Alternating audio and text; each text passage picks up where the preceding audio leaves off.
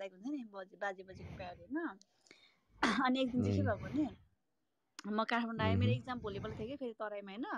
अनि त्यसपछि लाइक अनि म अनि काठमाडौँ आएको थियो छुट्टीको बेलामा। अनि फेरि इक्जाम थियो क्या छुट्टीपछि चाहिँ।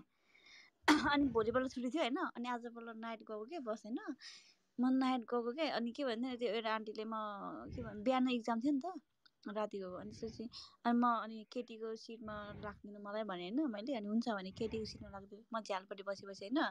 अनि उता पुगेर त एउटा आन्टी चढ्यो क्या। अनि त्यसपछि त्यो आन्टीले चाहिँ बच्चा रहेछ कि सानो, मेरो बच्चा छ म झ्यालपट्टि बस्छु अरे ल भने होइन। अनि यतापट्टि साइडमा बसेँ म। राति मस्त निदाइसक्यो होइन, मस्त निदाइछ। अनि त्यसपछि सपना त ओभर कस्तो डरलाग्दो सपना देखिरहेको कि होइन। म त उठ्छु भन्छु उठ्न नसक्ने, आँखा खोल्न नसक्ने लास्टमा। अनि के भएको भइरहेको थियो मलाई, कसले छोपेको जस्तो के भएको। अनि आँखा ढङ्ग खोल्दा त त्यतिखेर म भर्जिने थियो। अनि आँखा ढङ्ग खोल्यो क्या म्यासलाई।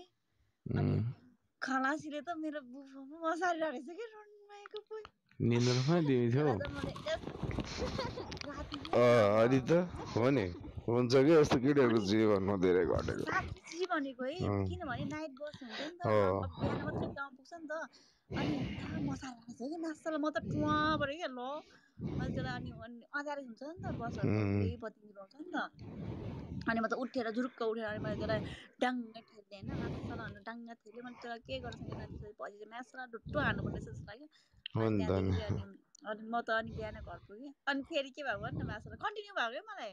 अनि त्यसपछि अनि अब चाहिँ कसम म त बस्न कहिले पनि उयो गर्दिनँ भनेर क्या। अनि म आमासँगै गएको थिएँ कि फेरि है, आमासँग मेरै मम्मीसँग माथि उता जिल्ला उसमा गएको थिएँ क्या नागरिकता बनाउने भनेर।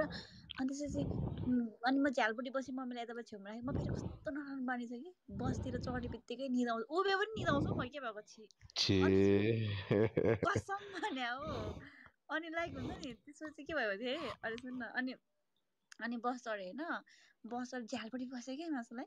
म त निदाएछ रक्कै मासुलाई फेरि पछाडिबाट त्यो रुङ्गएको धोतीको बस्ताले त पछाडिको त्यो पल हुन्छ नि त्यो जुन सिसा र त्यो सिटको चेप हुन्छ नि त्यहाँबाट हातेर मेरो बुझ्नु छामेर बसिरहेछ। निदाएर फसक यस्तो हेरेको त हात बुबुमा मासु यस्तो जुरुक्क उडेर यस्तो आँखा खोलेर हेरेँ क्या मैले होइन। अनि त्यसपछि त्यो मान्छे चुपचाप बस्यो क्या। अनि छ्या त्यो दुईचोटि भएको थियो क्या मासला। त्यस्तो कस्तो घिनलाग्दो क्या। म त अचम्म लाग्छ गाडीमा चाहिँ किन त्यस्तो गर्नु होला है त्यस्तो हरकत। हुन्छ नि किनभने यस्तो हुन्छ क्या गाडीमा चाहिँ तिम्रो कस्तो हुन्छ नि प्यासेन्जरहरू जब नाइटको ट्राभल गरिरहेछ भने चाहिँ प्रायः प्यासेन्जरहरू चाहिँ केटाहरू चाहिँ कस्तो हुन्छ नि दारू सारू हल्का टुच्चा हानेर चाहिँ होइन चिलमा गइदिउँ भन्ने सोचका पनि हुन्छन् होइन।